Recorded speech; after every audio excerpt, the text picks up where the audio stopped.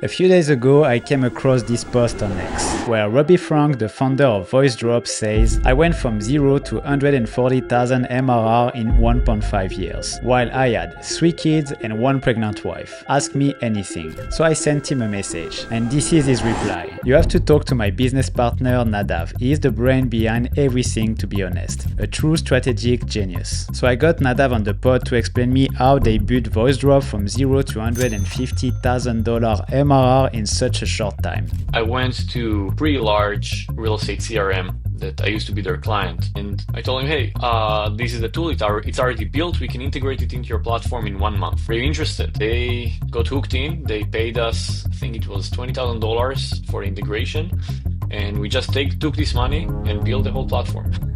And that was our first client. And Robbie didn't lie. Nadav is indeed a real strategic genius. And here you are. So what makes you a strategic genius, Nadav? Well, yeah, Robbie always likes to speak highly of me. Um, well, I'm very strong at human and social engineering, so I know how to find um, easy way is to kickstart businesses, um, and I'm pretty good at predicting situations. I could predict what people would probably pay for a product. I can predict if a product will succeed or not. So usually we have easier starts because of that. We don't need to do a lot of research. Everything happens in my brain, and then I just spit it out. Uh, yeah, so I guess that's what Robbie meant. Really interesting. How do you predict that? Do you have a little crystal ball or how do you do that? Well, first of all, a lot of failed business experience, a lot. I think I started by this point in my life over 50 businesses that most of them failed. So that's already a lot of experience. I touched dating, real estate, algo trading, crypto, photography, nutrition, marketplace. I had e-commerce. I touched pretty much any niche you can think of, and uh, I found my niche, which is SaaS. I found it about 2 years ago. Me and Robbie together. A lot. We've been business partners for the past 5 years, and a lot of the things we did together. And yeah, I think it just gave me a pretty good idea to what people are looking for in some industries. Now, I cannot predict everything, but for example, VoiceDrop, the company that Robbie talked about, how did it start? It start, but what is VoiceDrop? VoiceDrop is a tool that allows you to send people audio messages to their voicemail. It's called ringless voicemail. Now, I used to use this technology when I was in real estate. I had a real estate company. I was doing a lot of marketing, and I was doing SMS marketing, cold calling, and ringless voicemails. So people hear the message and they call back to our callers. About 2 years ago, Robbie sends me a recording of myself saying something I never did. And I tell him, what is that? He tells me, oh, I found this tool that can clone your voice. What do you think we can do with that? And it took me 3 minutes to tell him I know exactly what to do with that. We're going to build a ringless voicemail company, but instead of uploading a static MP3 file, clients can clone their voice and then send personal messages. So they can add variables like, hey Steve, hey Mark, I passed by your house at 55th Street. Because the whole industry before that was take an audio message, record yourself, send it to thousands of people, and that's it. No personalization. So I knew it will succeed because I knew how much money I poured into it. When I was in real estate, I was spending between ten to $20,000 a month on marketing, SMS, ringless voicemails, and cold calling. And we were small, right? Like they're much larger companies than us. So I know how much money is in this industry. I knew the need. I knew there are not a lot of competitors. It's a very niche industry. And yet, Robbie told me, okay, sounds interesting, but I don't know if I want to invest on it. How can we Can you give me a proof of concept? Told him, Give me a short, a little bit. I don't need a lot. What I'll get you a proof of concept. I went to a pretty large real estate CRM that I used to be their client, and I told them, "Hey, listen, I have this tool.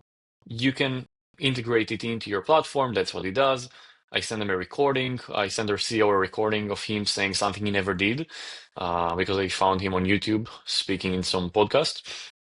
And I told him, "Hey, this is the tool. It's already built. We can integrate it into your platform in 1 month," because I knew we could probably build some MVP without an interface in 1 month. Are you interested? He told me, "Let's get on a meeting." I met the CEO and the founder, me and Robbie, and they got hooked in. They paid us, I think it was $20,000 for integration, and we just took this money and built the whole platform. And that was our first client. They ended up paying us, I think, $10,000 a month for over a year after that. Do you think your network was the key to start? Like, if you know, because a lot of people can think, okay, I will do a copycat, but in the B2B SaaS business, there is the B2B part, which is convincing big companies to actually invest. Do you think your network was the key to start? So honestly, they have had no idea who I am. I had the number of the CEO because I used to be their client, and I don't know, one time they sent me the number, but when I approached him, he didn't know who I am. I just sent him a WhatsApp message. So yeah, my network, I don't have such a strong network, to be honest. Uh, I mostly, if there are people focused on networking, I'm focused on building new stuff. And what I just explained that worked for VoiceDrop, but it won't necessarily work for another company. Every business got its own strategy. We had a company called Artically. There, with some social engineering and a lot of thought, we managed to bring 500 paying customers in 2 months with zero marketing budget.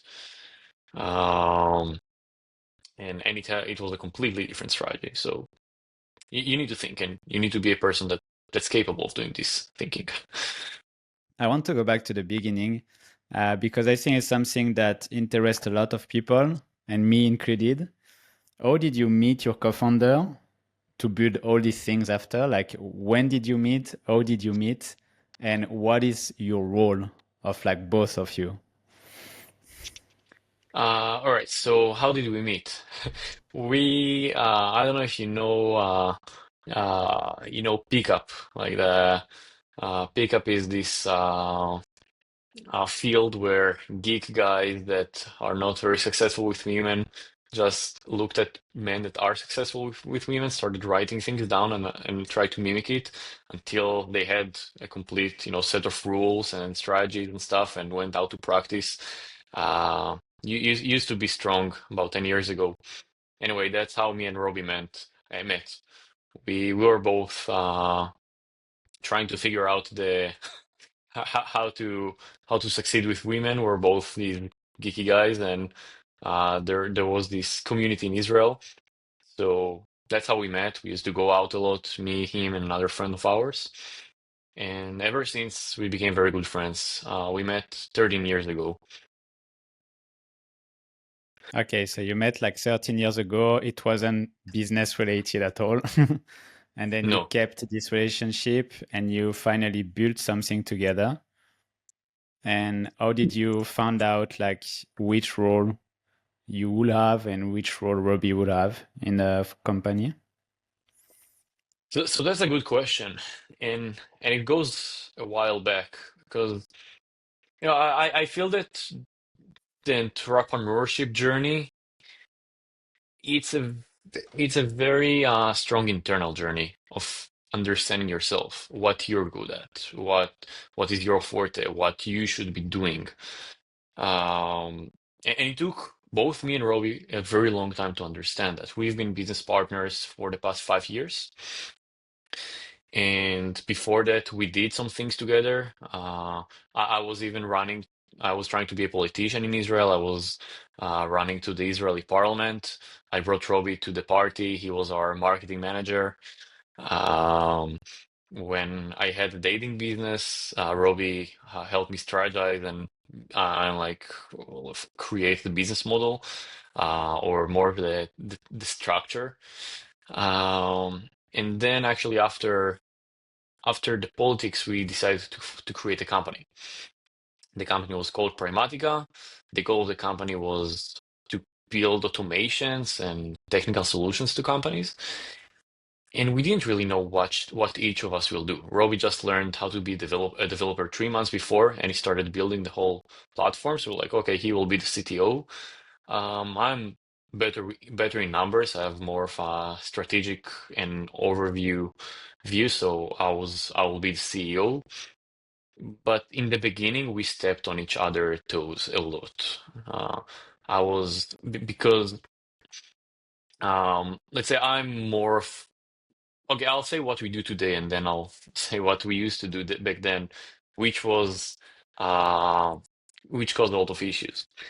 Today, we know very well what each of us is doing. I'm in charge of finance, legal, general management, hiring, um, planning, product, closing large deals, and the general direction of the company. So that will be under me. Robbie is in charge of technology, is in charge of growth, marketing.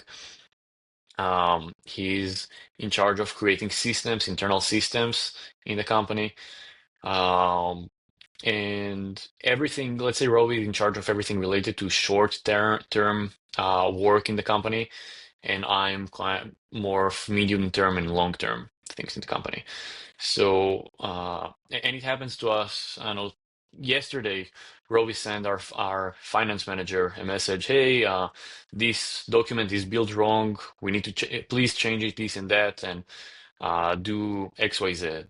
And I sent him a message. Hey, Robbie, just to remind you, finance is my department. If you have an issue, tell me that. If I approve, I'll send it to her, or just send it to her, a message to her, and ask me if I approve.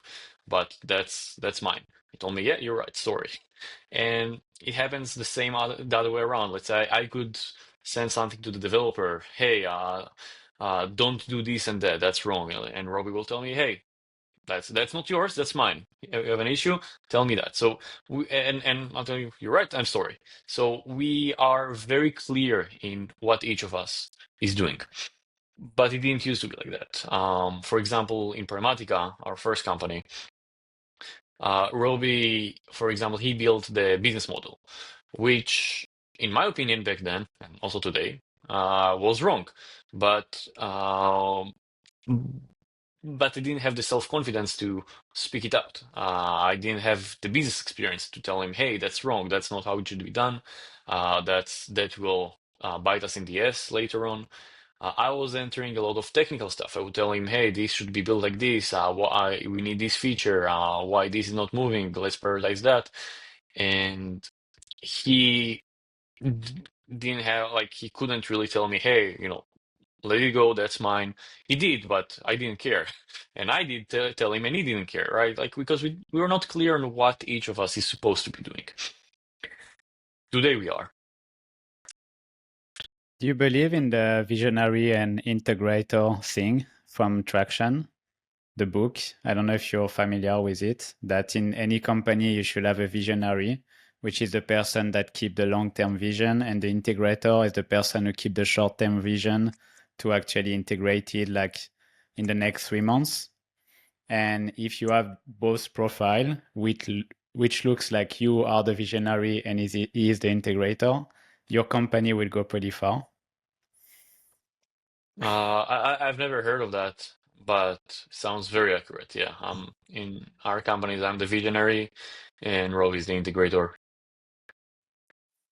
And you started to work together before Voice Drop, right? Right. How many company it took to actually be successful together? All right. So let me think. There was Pragmatica, then there was the crypto company. Um, And then there was the AI group, Articly, and VoiceDrop. So I would say five. Five together, and again, dozens for each one of us alone. And in this four company before or five, compared to VoiceDrop, what did change between like your relationship or the way you work together? Like, do you think there is one thing that was different that made VoiceDrop successful?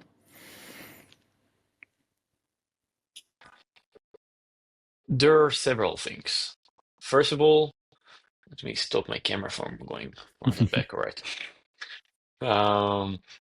So there are several things. First of all, me and Robbie understand each other better. I know what he's good at. He knows what I'm good at.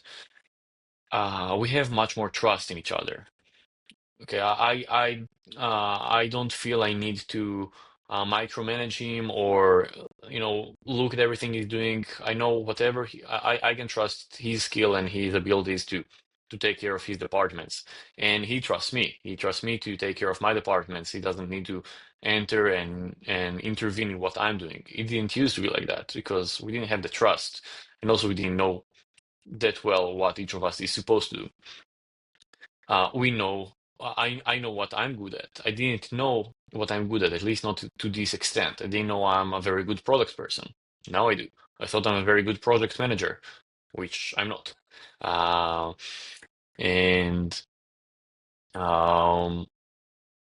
yeah, so that's so you have this, and then besides our dynamic, there is just our general knowledge. Me and Robbie are just much more mature, business mature. We know more. We know what works. We know what doesn't work.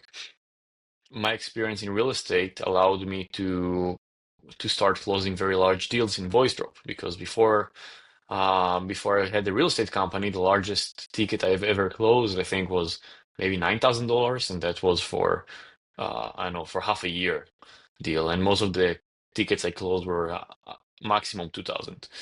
In the real estate, I closed 20 to $50,000 deals. One time even $80,000 deal.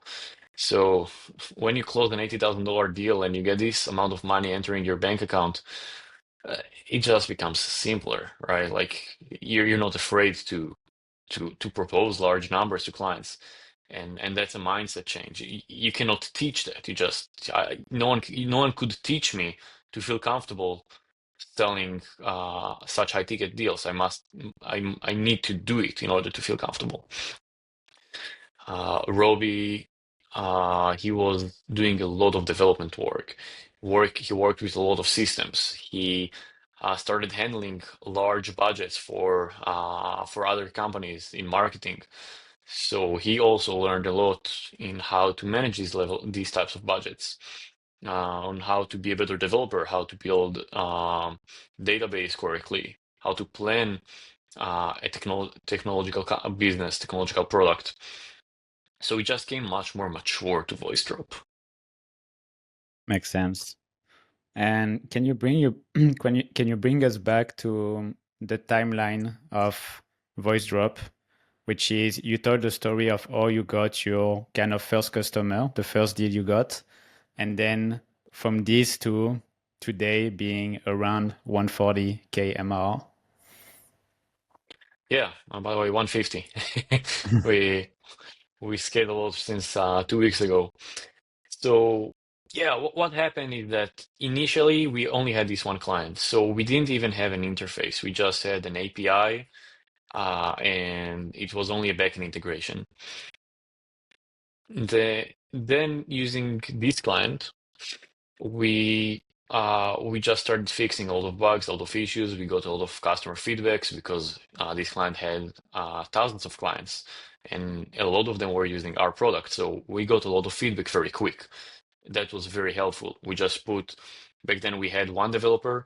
We just everything we had, every issue we had, we just send it to him. Me and Robbie worked on it together. We just improved the product. So that was, I would say, the first 3 months of the product, just improving it, no interface, no nothing, one client. At some point, we felt, all right, the product is mature enough in order to build an interface. And we built a website. We built an interface. It looked like shit, but but it was enough. And then we did what we know best in marketing, and we started doing cold email marketing. Every time we launch a new business, first thing we do is cold emails. It's the cheapest and most scalable marketing solution you could do.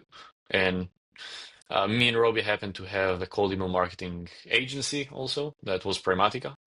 So we're really good at it. We started blasting cold emails and we started getting clients, people signing up. Now, I'll talk a bit about the business model before talking about the clients. The business model that we created, I decided that I don't want small clients. In the previous product we had, which was called Artically, the average ticket was $20 a month. And we had 500 clients there, and 500 clients were about $12,000 a month. But we needed to support 500 clients. Okay, and that's a huge headache. That's a huge headache. And I understood, right, I don't want low ticket clients. I don't want to give support to so many people. And uh, because I understood the value of having high ticket clients that you can actually support them and build features for them because you care, right? You don't want to lose them. And I don't care about losing a $20 a month client, but I do care losing a $500 or $1,000 a month client. So we built the pricing, and the pricing was $500 a month, $1,000 a month, and $2,000 a month. We started marketing. Initially, a lot of people came to us, hey, we like the price is too high. Do you have a smaller package? And I told them, no, that's what we have. Take it or leave it. And many people left it. And I said, okay, yeah, I don't care. I want large clients. And then we had our first client that came on board. Now, something that we noticed very early on, we put a free trial mode. Basically, the business model that we built is $20. You have free trial for 5 days. We give you $20 of free credits. If you run out of credits or you run out of 5 days, we charge you. And we noticed that a lot of people sign up, but when we try to charge them, the credit card doesn't go through because they used a card that's limited to $1, but they sign up to the free trial with a card that cannot go through. So we built a very genius solution, kudos to Robbie, that's his idea, that basically pre-authorizes the card. So whenever someone tries to start a free trial of $500, we check if he actually got the money in the card. And if he doesn't, we don't let him start. We tell him, hey, man, please try another card. This one has insufficient funds, bank decline, whatever. It won't work. And it's the same thing that when you rent a car in some car rental company, they do a pre-authorization of 300 euros for a few days. Exact same mechanism. It's not an actual charge, but we are holding the money for the trial period. And that worked wonders. We raised from 12% conversion from trial to paid customers to 50. And we kept 50% until this day. And that's so, is Mhm. that how One Capture was born? That's how One Capture was born. Yeah. We decided to productize that a few months ago. Beautiful. Well, we'll go back to that later, but if I come back to the whole timeline is you built an MVP, you got feedback from the first customer, didn't do anything else, then you worked on the interface, and then you did cold email to actually get the customer. And you set the bar pretty high of the customer you wanted. So you had like an ideal customer that you wanted to have, and you didn't change once your ID, like you didn't go down, you didn't change the price to adapt to people you didn't want. You kept this target and you kept going for how long? Yeah. And we didn't change the pricing for I think almost a year. And we started getting clients. People started getting interested. All right, yeah, looks interesting. Show me scheduling demo meetings. Some were just starting a free trial without any demo meeting. And in the beginning, the system was shit, right? It was buggy, it was hard to use, it was the UI and UX were not too good, but it did give value. It did do its core functionality, and we had good support. That was actually something Robbie was very focused on. As you could see, I'm not a big fan of people. Like I don't care about clients. As I said, I don't want so many clients.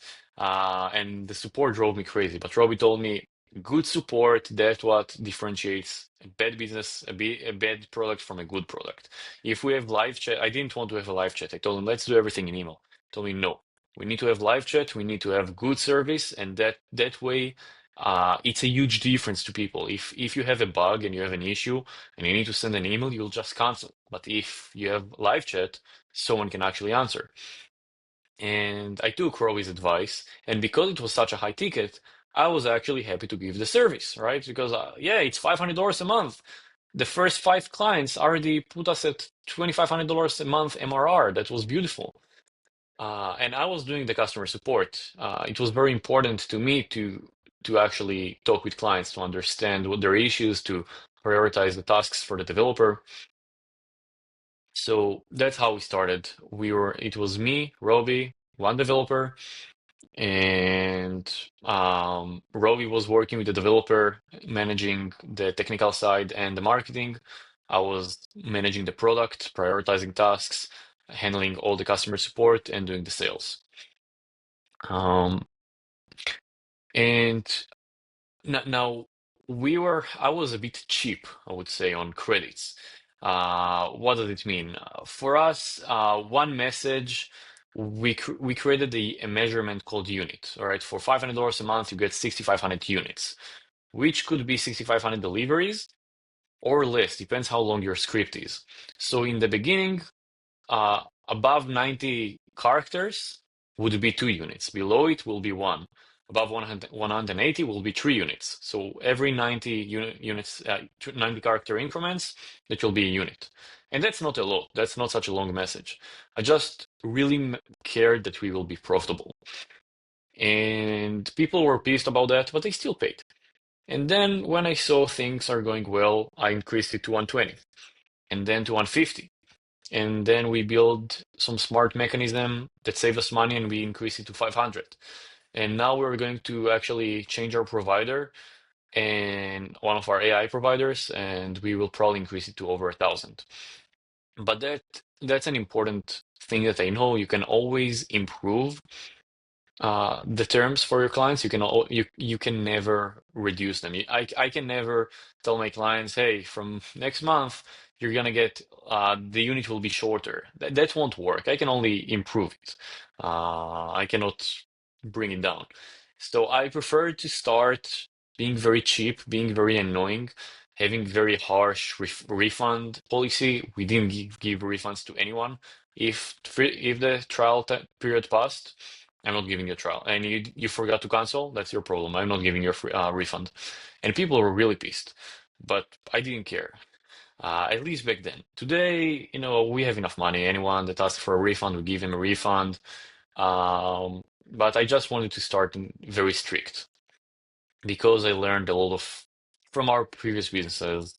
I got burned a lot from being too nice with clients. I preferred to be not nice, and only when I'm very profitable to open up. But I think that you bring a lot with your mindset because, as you said, you closed deal of $80,000 with real estate.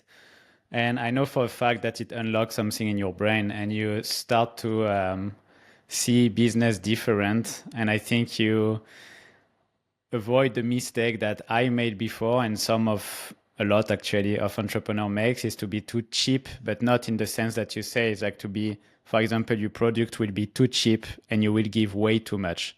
Like instead of $500 a month, you will say $80 a month and you will give 1,000 credits straight away. And then you will never be profitable and you cannot go back. So I think it's pretty nice that you brought this mindset to the company and probably a key of the success.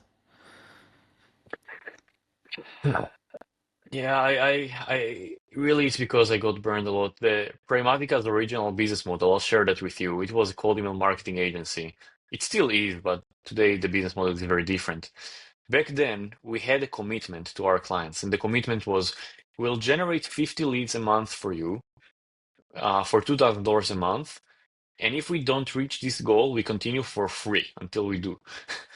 And that was a nightmare because, yeah, in the beginning it worked well, but it didn't scale well.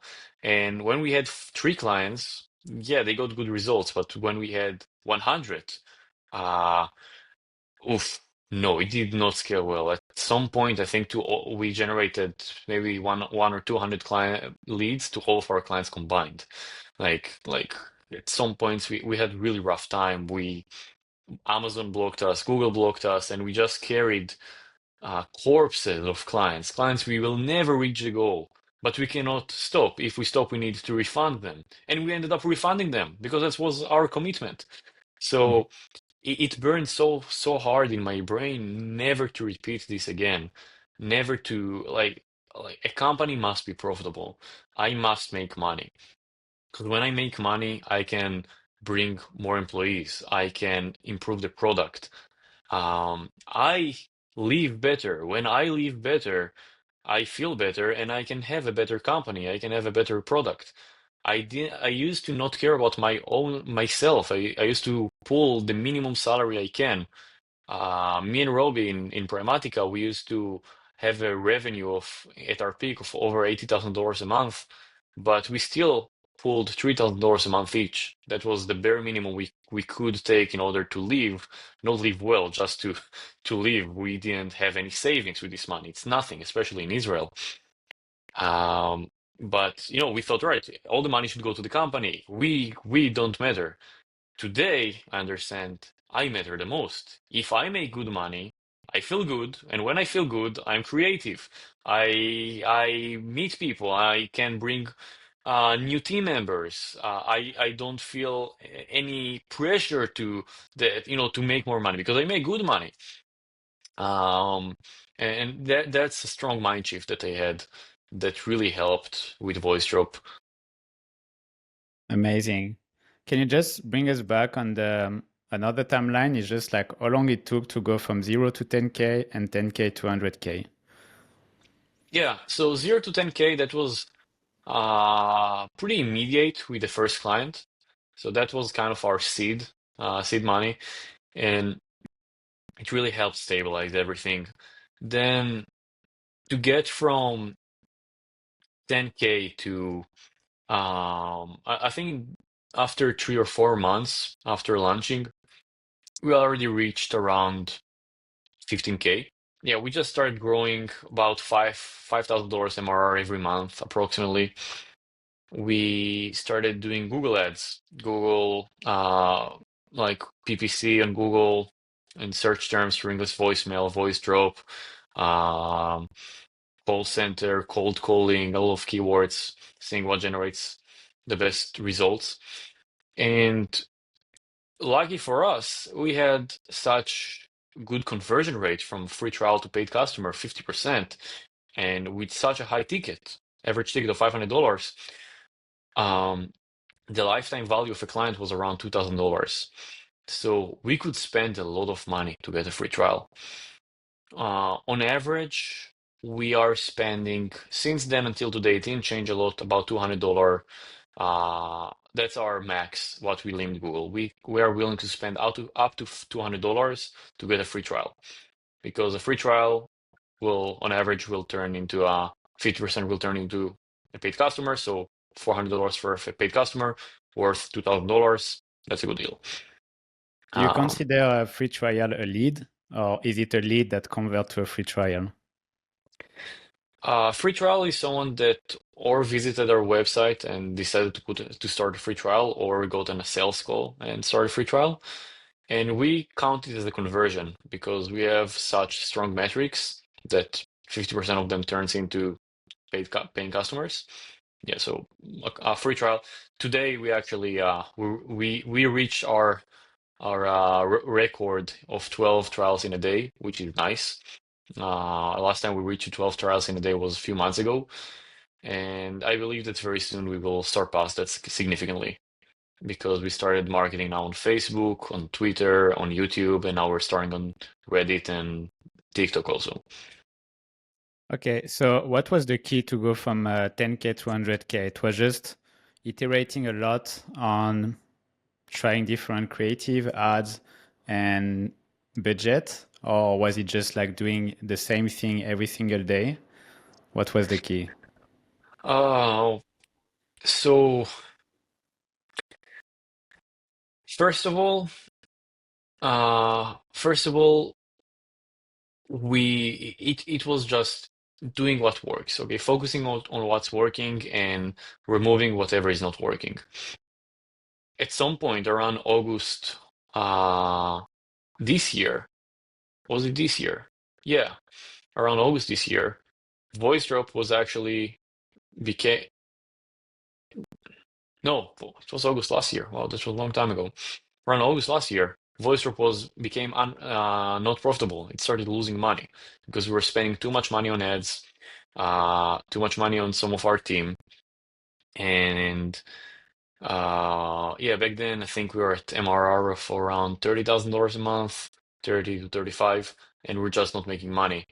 So I decided to just cut it. I told Robbie we are reducing our marketing budget to I think a quarter. We decided to put uh, an algorithm to manage our marketing budget in Google. So you can actually put rules in Google when cost of conversion on average in the last week was about $300, reduce the budget by 15%. If it was below 200, increase it by 15%. If it was in between, don't do anything. And we put all the rules like that, and we just let it manage our marketing budget, starting again from a lower budget because Google just it didn't scale well. We gave it more higher budget, but it didn't give us better results. Um, but what helped us scale a lot was actually bringing enterprise clients. Enterprise clients, that's what helped us surpass 100K. We had a single client around September last year that paid us $30,000 in 1 month, right? And that was basically that doubled our MRR. Now he left after 1.5 months, but it was such a huge boost of money that and that was pretty much our first serious enterprise client.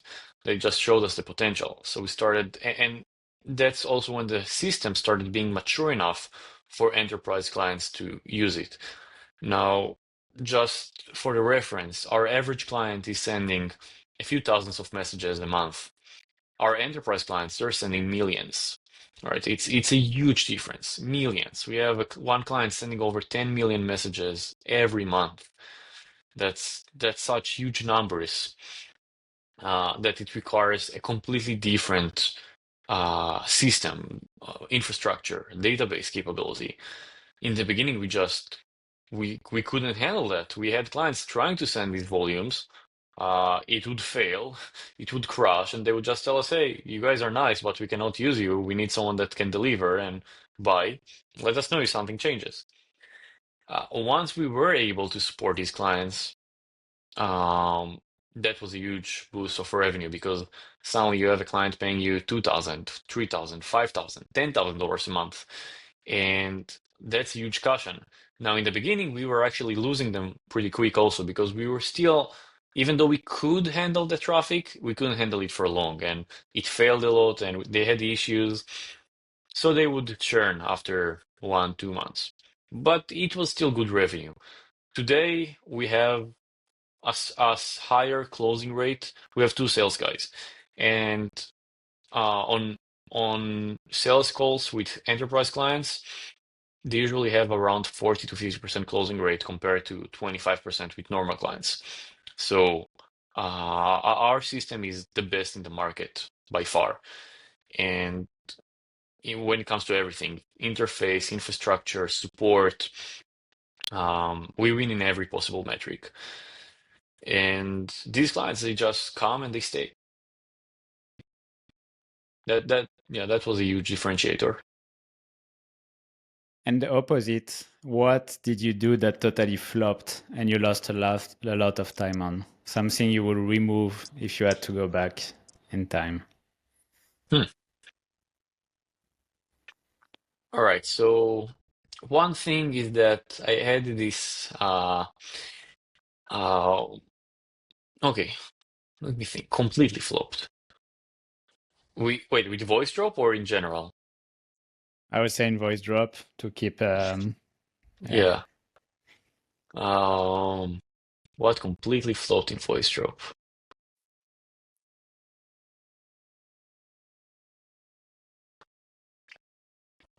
Not a lot, to be honest. I can give you an example of something that partially flopped, but it's honestly just because it didn't get the attention it requires. I had this vision to add to VoiceDrop an AI agent that could actually take the calls. So what do we do in VoiceDrop? We help our clients generate callbacks, right? We send voicemail messages to their clients, and then if their client is heard a message and is interested, he's calling back, and usually their call center will pick up. So, all these AI call center is popping up like mushrooms after the rain, and it's all like the use case is pretty bad, and it's pretty hard to succeed in AI cold calling because you're calling someone out of the blue, he starts asking you questions, AI doesn't know how to handle it too well. But what if someone heard your pitch, called you back because he knows what you're offering, and then you have an AI agent taking the incoming call with a very specific context? That's much easier. He's not gonna ask you questions. Why did you call me? He called you. So I thought, all right, let's build an AI agent feature inside VoiceDrop, and that will probably be a huge success. People would love that. They will use it. They will uh, build it. Have their replace their teams with our agents, and that was the idea.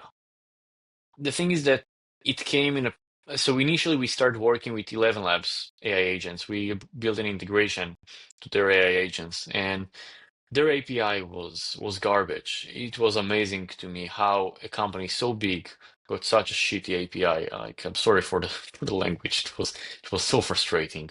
Just endpoints not working. Like, how do you put it on production? And we already built everything around that.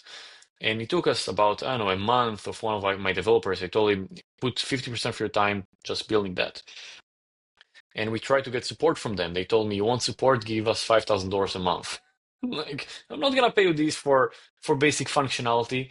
So I decided, I did some more research. I found there is something called LiveKit. LiveKit is an ecosystem for AI agents that 11 Labs, Vapi, Retail, basically all of these companies are using it. So you take LiveKit,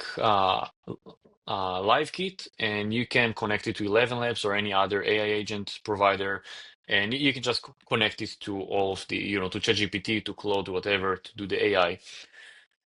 And I just decided to rebuild it from scratch, which will take 3 times more developer hours, and um, yeah, but we will have full control, so we won't need to be dependent on 11 Labs or anyone else.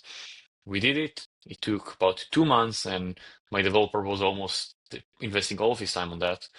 At this point, I already have 3 developers, so I just put one of them on that, and he did an amazing work. He planned everything, the database, everything. Like, he planned from 0 to 100, and it worked very well. But almost no one is using it, to be honest. It's like, it's a really good feature, but no one is using it in VoiceDrop. We have, I don't know, 5, 10 clients using it, and out of our many, many, many clients, we have hundreds, if not thousands of clients at this point, and only about 5 or 10 are using that. So was it worth the time? Probably not. Am I happy to have this feature? Yes.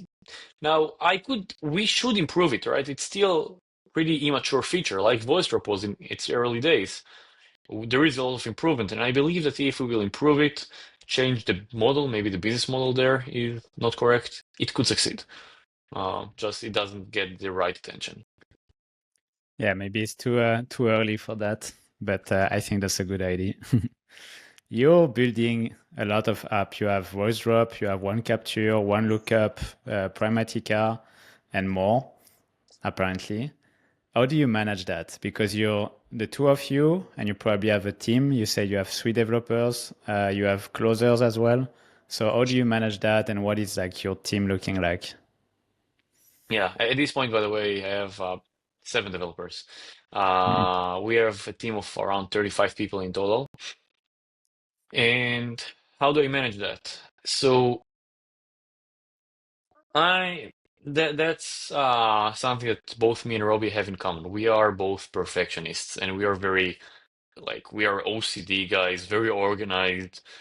So our Slack is our temple. Everything is there.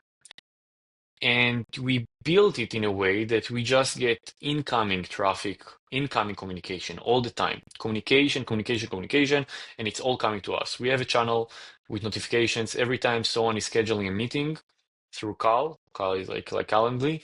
We are getting a notification there. Hey, this person just scheduled a meeting. The meeting is with this closer, and he wants 50,000 to 250,000 ring voices a month. Then we have another for billing. Every time someone is paying, every time a credit card doesn't go through, we get a notification. Each one of our developers is sending us in the beginning of his day his agenda. Today I'm going to focus on one, two, three, four. At the end of his day, he's sending us that's what I worked on today. One, two, three, four. Here is a video of what I worked on, something new I built, and these are the questions that I need clarification for. Even our marketers and our finance guys, everyone are sending reports. So me and Robbie, we don't need to reach out for traffic. I don't need to go to ClickUp, which is our task management platform. I don't need to go there to understand what my developer did. He tells me what he did, and he's telling it to me in my language, not his. He's not telling it to me in developer's language. It's in normal human language. That's very important to us. Yeah. Do you think this, no, it's not do you think, but does this organization gives you free time? If can you take a week off right now? Yeah, actually, funny enough, I was in Japan a few months ago, and exactly then, VoiceDrop surpassed 100K. It When I left, it was at 80, and when I came back, it was at 100. I left when I left for 2 weeks, and I could barely work because it's complete opposite hours, right? It's when it's 12 a.m. in the US, it's 12 p.m. in Japan. So I could maybe work 1 hour every 2 days. And a good friend of mine told me when me and a few friends went to a pub, we celebrated the 100K, and he told me, I'm not impressed from the 100K as much as I'm impressed that you go to 100K while you're completely away. Right. So yeah, I'm able to take time off. I'm taking a lot of vacations. I'm traveling a lot. I'm enjoying the money. First time in my life, I'm actually I'm capable of enjoying and travel. And I do work a lot, but I don't have to work a lot. If I want, I could probably work between 2 to 3 hours a day. And sometimes I do. Sometimes I have weeks and that I'm just not very I don't have a lot of energy and I just don't work too much. And others, I could work 12 hours a day, but I have control over my schedule. Well, I think it's probably thanks to the organization you built, the people you hired, and yeah, it looks like your Slack works well. Is there like any people who manage, or it's only you and Robbie who manage your team? Like, is there someone in between? Yeah, yeah. So we have we have 2 teams of developers. One is working mainly on VoiceDrop, the other is working on all of our other products. And we have 2 developers that are managing these 2 teams. So they're kind of direct managers when it comes to technical questions and stuff like this, more of team leads. Then Robbie is the manager when it comes to actual technological strategy, how to build things, how to plan things. And they usually reach out to me when it comes to vacation, compensation, model, um, anything related to HR. Let's say I'm the HR of the company. Um, so that's how it works in the dev team. And the rest of the team, me and Robbie are the direct managers of everyone else. But me and Robbie, we hire very specific type of people, and that's why it's working so well. When we hire people, the number one priority is communication. We had genius people joining our team, but they were just really bad communicators. We tell them, hey, send us the report at the end of the day. They don't do it. Reply in a thread. Uh, we are very strict on threads in Slack. Um, and if someone is just, I don't know, the person just replies out of the thread, he just disappears. One day disappears. Hey, where were you yesterday? Oh yeah, I had an issue. I was not available the whole day, but I'll complete the hours today. No, that's not how it works. You're unavailable, you tell me, and I'll tell you, okay, don't. But I need to know that in order to plan. Maybe there was something urgent that I gave you, and I expected it to be completed today. So whenever we bring someone new to the team, we explain him that the most important thing is communication. Everything is okay if you have good communication. If you now need to take a week off just because you feel you broke up with your girlfriend and you feel bad, tell me and take a week off. But tell me. Don't just have 10% production and make me come to you and ask you what's going on, because then it's too late. And so that's rule number one. Rule number two is zero ego, right? We don't have ego in the team. Uh, Best idea wins. If someone builds something or propose an idea and someone says, yeah, I think actually there is a better way to do it. If it's a better way to do it, he will probably tell him, right, you're right. Let's do it that way. It never happens in the team that someone just insists on his idea because it's his idea or doesn't want to change something. We don't work that way. And you don't need a lot to spoil the team. It's enough to bring one toxic person to the team to kind of spoil everyone. So, one person that's just very, got a lot of ego, is a bad communicator, um, working very slow, having very low production, or very bad quality of work. And it could be anywhere. It could be a copywriter, it could be a finance manager, it doesn't have to be a developer, all across the team. So what me and Robbie do, we have this kind of sandbox that we bring new employees to. Whenever we have a new member in the team, we have a chat, me, Robbie, and the new member. We give them all the tasks there. We teach them all of our workflows, how to all of the rules of Slack. We have an onboarding process, and we see there if this person is keeping um, the rules of Slack. There is another word that I don't have in my mind, but let's call it rules. And if he doesn't, we just tell him goodbye. And if he does, or like we try to correct him, and if we see it's hopeless, we just tell him goodbye. If everything goes well there, only then we expose him to the rest of the team, we introduce him to the rest of the team. So each new member we got around 2 weeks of only being with me and Robbie. And only after that we introduce him to the rest of the team.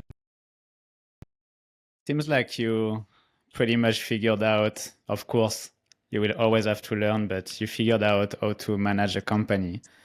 How did you learn that? Did you read books? Did you work for someone? Did you have a mentor? Like, how did you learn that? So it comes a lot from my understanding of humans. And my understanding of humans, which is very deep today, used to be very low.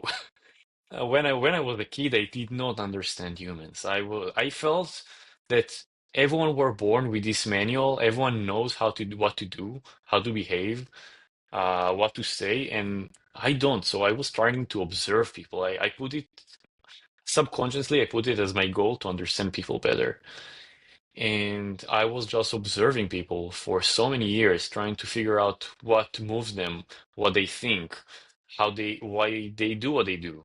being in pickup and hitting on women a lot helped me because you get a lot of feedback, very immediate feedback. So I learned to understand how people think and what they think. With that, a lot of trial and error. We did a lot of mistakes. Um, we had a lot of bad models with employees. We we used to, yeah, we just had a lot of a lot of experience. I think that at this point in my life, I probably hired and fired. I probably hired and fired over 400 people, and I probably interviewed around 2,000. Right. So I met a lot of people, and I already know to predict what kind of behavior a person will have by speaking with him for 15 minutes. Um, Even our hiring process, we can speak about it in a bit, but we have a very structured hiring process that doesn't require me or Robbie to spend a lot of our time. So yeah, for your question, no one taught me that, just a lot of experience, and I'm kind of natural at that at this point, just because of I have good understanding of people. Well, you talk about your hiring process. Now I want to learn more about it. Yeah, so our hiring process, it was fine-tuned for a very long time, and I think we optimized it to a very strong point. What we do is that we go to a hiring platform, freelancer.com, Upwork, Guru, LinkedIn, whatever platform we want to hire from. And before, just like building a business, before we start the hiring process, we plan it. What's the role? What are the metrics we can measure in this role? What kind of person will it be? We understand who is the ideal person for this role. So let's say developer. Developer for me is easy because I hired a lot. Um, all right, what important to me from a developer? Okay, one, as I said, good communicator. I need him to speak decent English. I don't need it to be perfect. I need him to be able to get on a meeting, understand me, that I can understand him, that he can record videos, that he can write things in Slack, speak with the team. Okay, that's communication. And that's one. Two is technical skills. He needs to have good technical skills, but doesn't need to be amazing. Three is motivation. He needs to be highly motivated, right? Technical skills I can teach. Motivation I cannot teach. That's attitude, right? Some people are just lazy. Some people are just low energy. Um, some people just are there for the money, and whenever they'll get a better offer, they will take it. I'm looking for people that are not here for the money. I'm looking for people that are here for the opportunity to learn, to work with people like me and Robbie, and build things that they've never built before.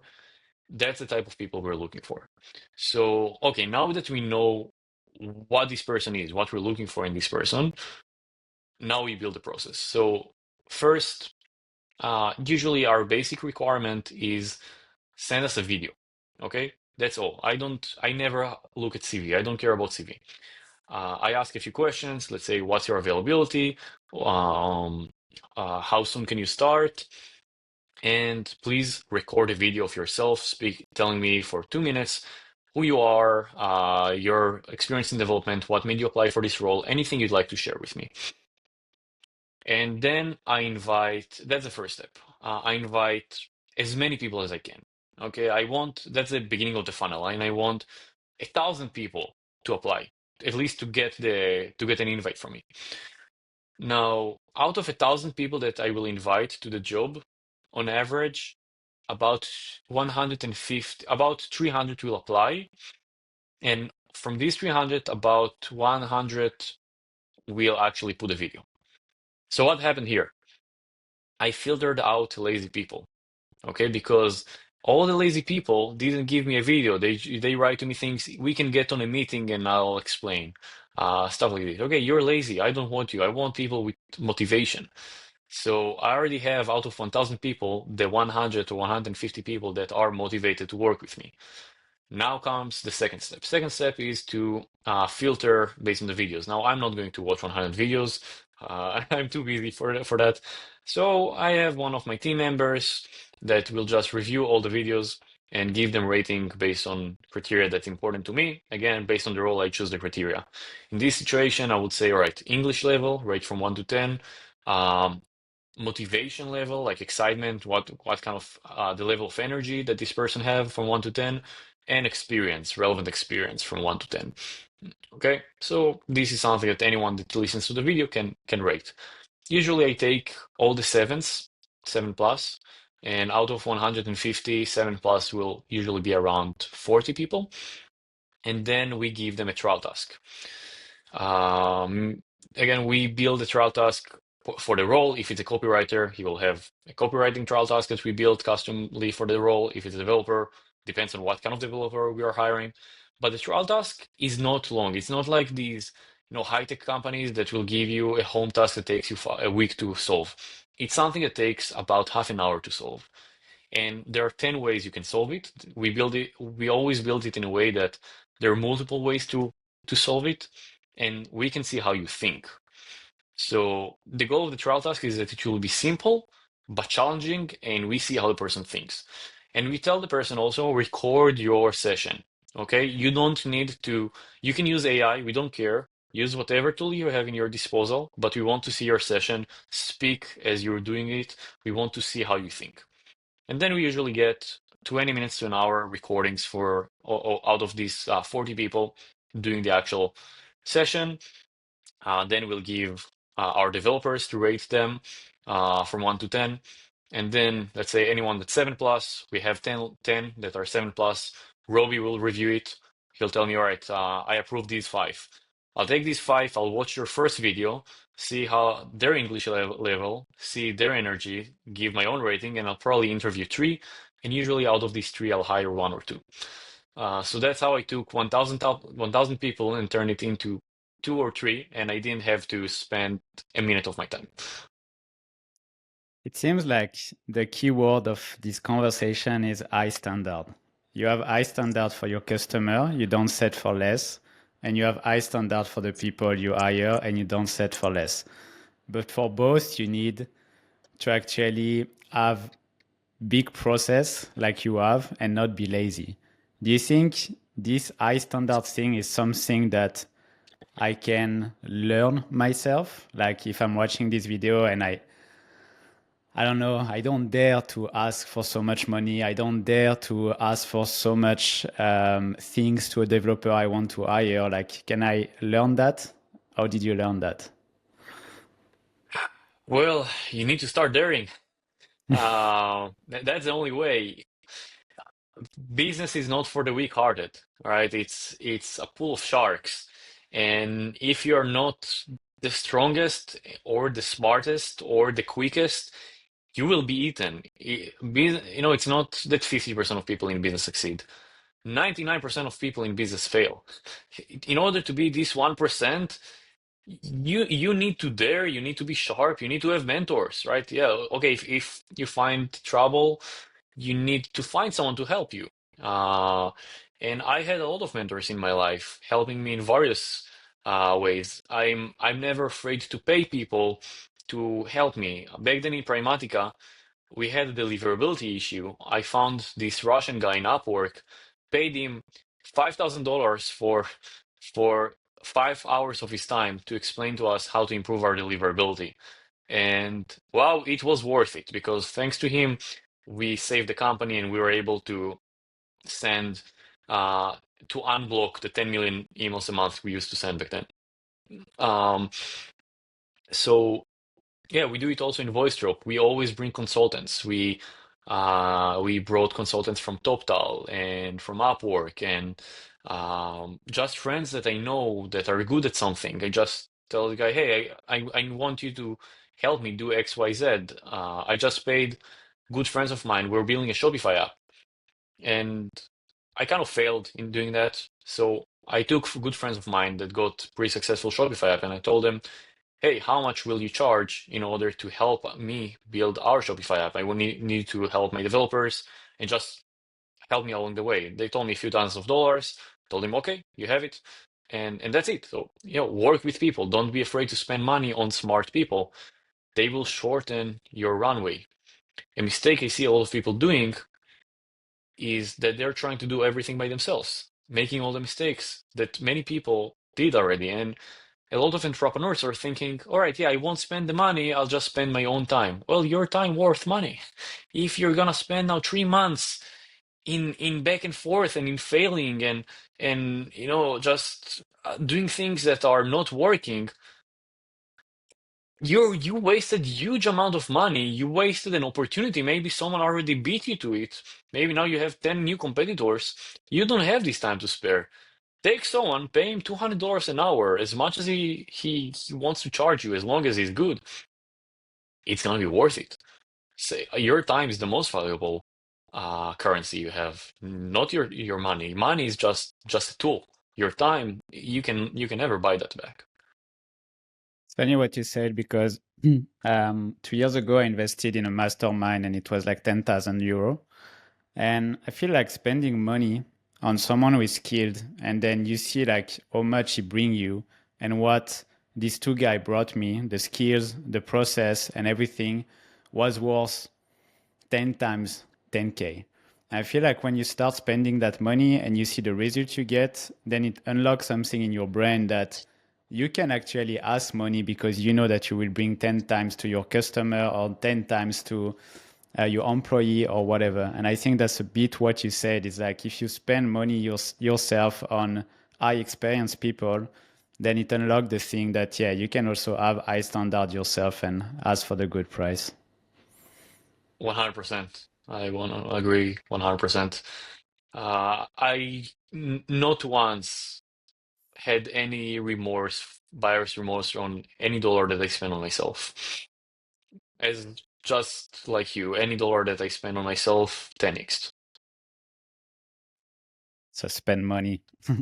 Well, the last question for someone who is watching this video and just want to start a B2B business, whatever, let's say a SaaS, what would you tell this person right now? First, try to find where you have an advantage. Okay, don't start a business in an industry you have no clue about. I did this mistake multiple times. It never works. Okay, you need to start business somewhere that you have an advantage. Let's say you're very good at texting women. All right, maybe that's your industry. Maybe you can find a hole in this market. Maybe you're a very good short-term investor in crypto. Try to think about an idea in this, and you don't need to build a trading bot. It could be maybe an analytics tool. But first of all, do something in an industry you can have some advantage in. Don't try to learn something from scratch, an industry from scratch, because there are people there that got the experience. So they are already ahead of you from the first moment. You don't want to start with this disadvantage. Second thing, um, try to think how hard will it be to do what you're gonna do. So, for example, the product that we had back then with the 500 clients, it was an AI article generation product. Now, it was in early 2023. No one did it back then, so that's why it was so successful. But I knew very well that in a few months there will be hundreds of competitors. It's like the most basic thing you can build. So that's why we didn't continue with that, because it just didn't have a lot of future. I didn't want to fight with competitors all the time. Try to think where you have an advantage, where you can have a blue ocean. Don't enter a red ocean or a future red ocean. If I can build your idea in a week, your idea is worthless and don't go to it. I see so many people now, I'm building an AI call center. It's like the most basic idea now to do with the AI agents, and everyone are doing that. You won't make any money. You will have to spend so much money on ads. Your customer acquisition cost will just increase. You're failing before you started. So that's the second part. And third, try to find, like, to do something unique. Unique in the sense of something that's hard to, okay, yeah, that's what I said, like hard to replicate. Yeah. Okay, so after saying that, the third thing will be surround yourself with a good team. Okay, don't do everything by yourself. Have a developer with you, a salesperson with you, a customer support guy with you. Don't try to be a one-man show. Okay, maybe on the first days, but once you start generating some revenue, bring people that can help you scale because you won't be able to scale alone. Like some people are able to, but it's pretty rare. And having a team with you is a huge, huge, huge amplifier. You can do so much more when you have a team, good team. Well, Nadav, I think Robbie was right. You were the guy to talk to because you delivered a lot in this conversation. So thank you for your time. I wish you the best with all the products you have, and I will see you soon for another interview. It was my pleasure. Thank you, Florian. It's been great. See you later.